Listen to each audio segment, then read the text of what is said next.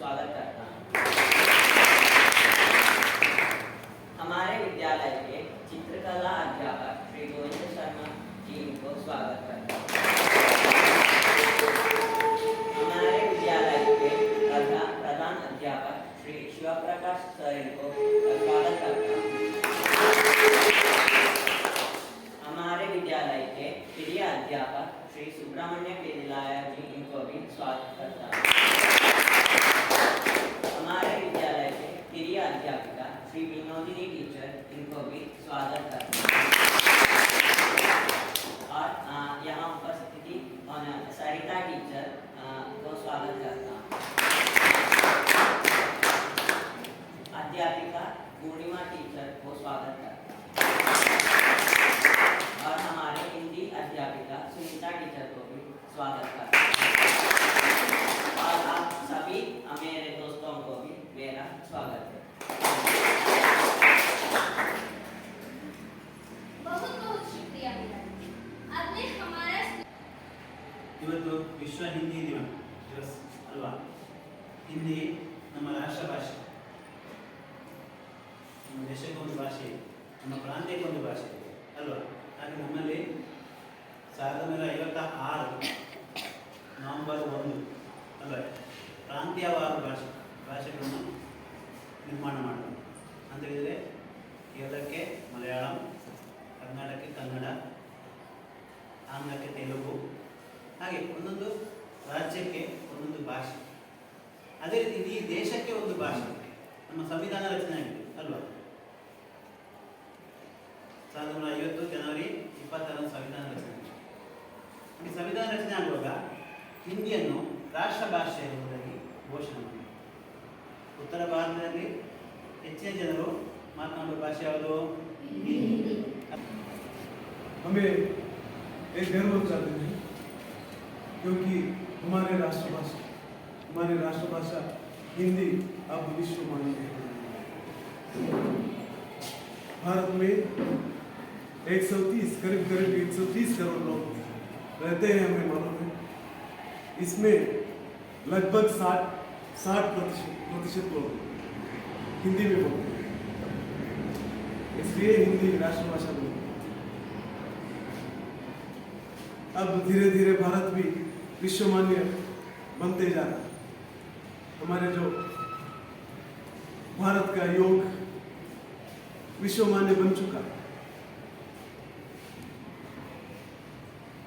भविष्य के दिन में हमारे हिंदी भी विश्वमान्य बनेगा। हमें एक हिंदी में हम सबको हिंदी में बोलने के लिए उत्सुक है, लेकिन हिंदी पढ़ते जाए।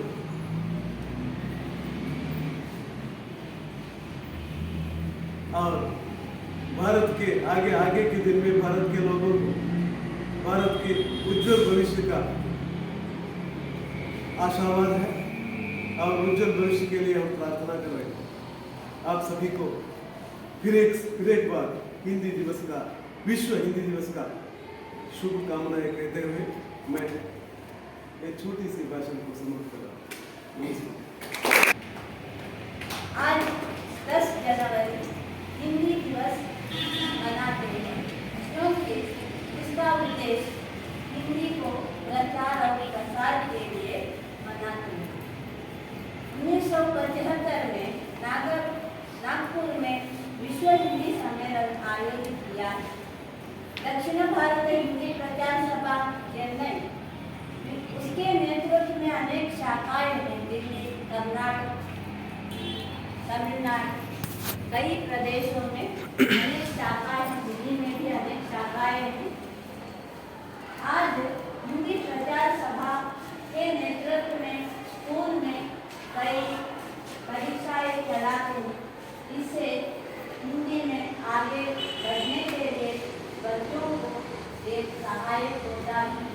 आज हमारे स्कूल में कई सालों से हिंदी परीक्षा में बैठते हैं, बच्चों उत्तीर्ण होकर भी जाते हैं। केरल में हमारे स्कूल में, सभी स्कूल में तृतीय भाषा के रूप में हिंदी पढ़ाते हैं। यहाँ उपस्थित सभी अध्यापक और अध्यापिकाओं को भी और मेरे सभी दोस्तों को मैं प्रणाम करता हूँ। आज विश्व हिंदी दिवस है। हम लोग हर साल 10 जनवरी को विश्व हिंदी दिवस मनाते हैं। इस विश्व हिंदी दिवस को मनाने का मुख्य उद्देश्य है इसको पूरे विश्व में प्रचार और प्रसार करना और अंतर्राष्ट्रीय भाषा के रूप में परिवर्तन करना। पहले 1975 में जनवरी 10वीं तारीख को नागपुर में एक विश्व हिंदी सम्मेलन हुआ। वहां पर 30 देशों से 122 लोग शामिल थे। उसके बाद 2006 में हमारे उस समय का प्रधानमंत्री श्री मनमोहन सिंह जी ने जनवरी 10वीं तारीख को विश्व हिंदी दिवस के रूप में मनाने का घोषणा किया। तब से लेकर आज तक हम लोग हर साल विश्व हिंदी दिवस को जनवरी 10 को मना रहे हैं। पिछले 10 सालों से हिंदी भाषा बोलने वाले लोग बहुत कम होते चले। इसका मुख्य उद्देश्य है अंग्रेज भाषाओं का प्रभाव। आपको पता होगा कुछ स्कूल में और कुछ विश्वविद्यालय में अब हिंदी भाषा को ऑप्शनल लैंग्वेज के रूप में परिवर्तन करते जा रहे हैं। मतलब अब हमें संस्कृत और कन्नड़ा हमें अब ऑप्शनल लैंग्वेज है। वैसे ही कुछ विद्यालय में हिंदी को ऑप्शनल लैंग्वेज के रूप में परिवर्तन कर रहे हैं। इससे हिंदी भाषा बोलने वाले लोग वैसे ही हिंदी पढ़ने वाले लोग बहुत कम होते जा रहे हैं। इसलिए हमें हिंदी भाषा को बोलकर हमारा राष्ट्रभाषा बोलकर हमें अगर आप उत्तर भारत में जाओ तो वहाँ पर बहुत लोग हिंदी ही बोलते हैं। इसलिए हमें वहाँ पर अंग्रेज भाषा का उपयोग कम करके हमें हिंदी भाषा ही बोलना चाहिए। इससे हिंदी भाषा का उपयोग बहुत होगा और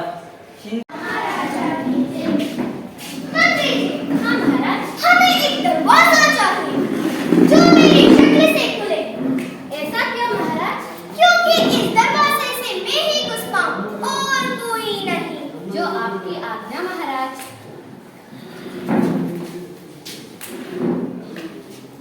दृश्य 2 बड़ाई के घर में। नमस्ते बड़ाई। नमस्ते मंत्री जी। मुझे एक ऐसा दरवाजा चाहिए जो हमारे महाराज की शक्ल देखने पर खुलने वाला। ये दरवाजा बना होगा। मैं इस दरवाजा का दृश्य 3 अगले दिन राजा के महल में। महाराज यह देखिए आपका दरवाजा। शाबाश मंत्री जी शाबाश। महाराज यह दरवाजा केवल आपकी शक्ल